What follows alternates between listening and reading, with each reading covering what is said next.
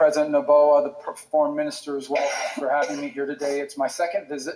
I was here as a senator just a few years ago, and now I've returned for the first time as Secretary of State. We had a very productive meeting, and we have a lot to work on together. Obviously, the issue of security came up. This is an important issue. You cannot have economic prosperity without stability, and you cannot have stability without security. For example, it's nearly impossible to attract foreign investment into a country unless you have security. And Ecuador is facing some substantial challenges that come from the exterior. These are narco-terrorist organizations that operate in the region who are using Ecuador as a transit zone. And that needs to be confronted, and they are confronting it. This government, this administration is confronting it like it's never been confronted before by any previous administration, and we want to help. Today, we have designated as terrorist organizations 2 groups that operate here in Ecuadorian territory. One is Los Lobos, and the other is Los Choneros.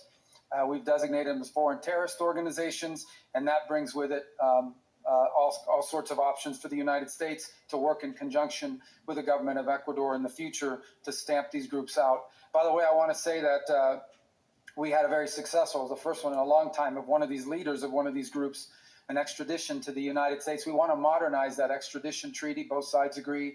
It's a pretty, we were able to get this guy because he's committed so many crimes. Even the law that was 120 years old fit him, but we need to modernize it, and we're going to work together on that.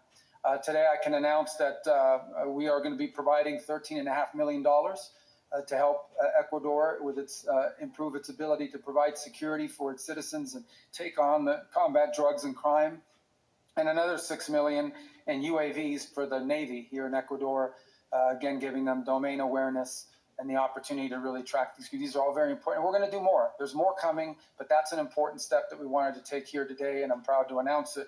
And we're ready to support in this, what is, frankly, it's a war. It's a war on killers. It's a war on terrorists. These are not narco traffickers. These are narco terrorists who terrorize the countries they operate in.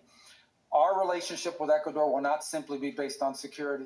It will not simply be based on the fight against narco-terrorism. We also want to amplify. We want to grow an already existing and vibrant economic relationship. And so we are hopeful here that in a couple of weeks we will reach agreement. We're very close now on a trade agreement that we think will be incredibly beneficial to both of our economies. In fact, our economies are very compatible.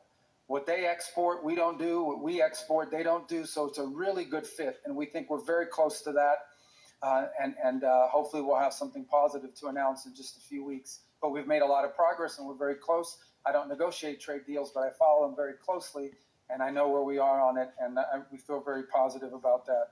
So this is an important relationship, an incredibly willing partner, and I want to just say that President Noboa and his administration has done more just in the last couple years to take the fight to these narco-terrorists and these threats to the security and stability of Ecuador than any previous administration in the past.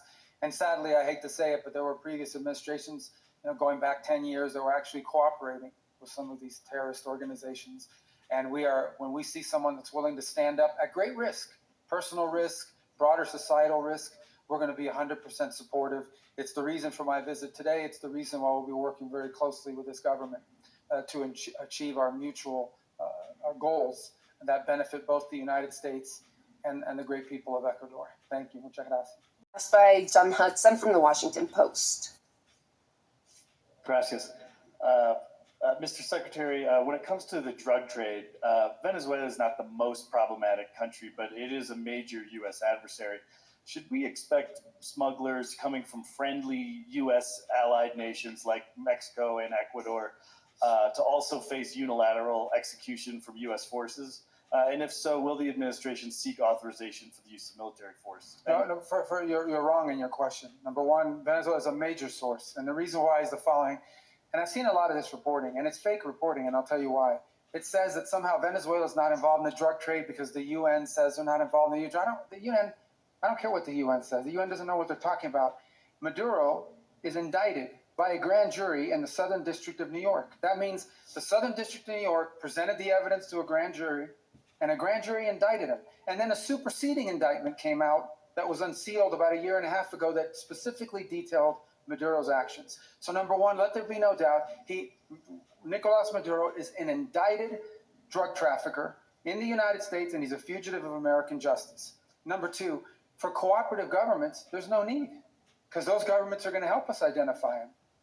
They're going to help us identify them. Now, they're going to help us find these people and blow them up if that's what it takes. They're going to help us with it. I don't know if you saw yesterday, Trinidad, a country that has suffered greatly from all these drugs coming out of Venezuela, they were congratulating us for it. They thought it was a great thing because they suffered from it.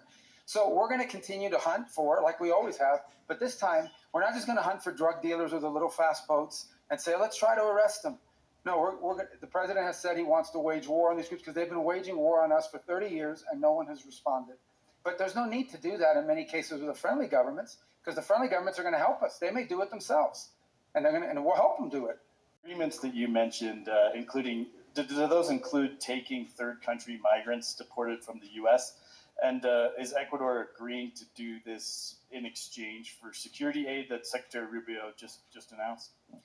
Muchas gracias por la pregunta. De hecho, cuando hablamos de Thank you for your question. When we talk about cooperation among friendly countries, this is a comprehensive cooperation that entail and benefit one country and the other. In this case, in the migration policy of President Trump, these types of agreements as a safe third country are very important for people who are in the process of seeking refuge. The Ecuador will support the U.S. It's symbolic and important for our partner. We will do so in a coordinated fashion by protecting the interests of the Ecuadorian state and given the right that the Ecuadorian state has to reject those that we believe are not positive for our country.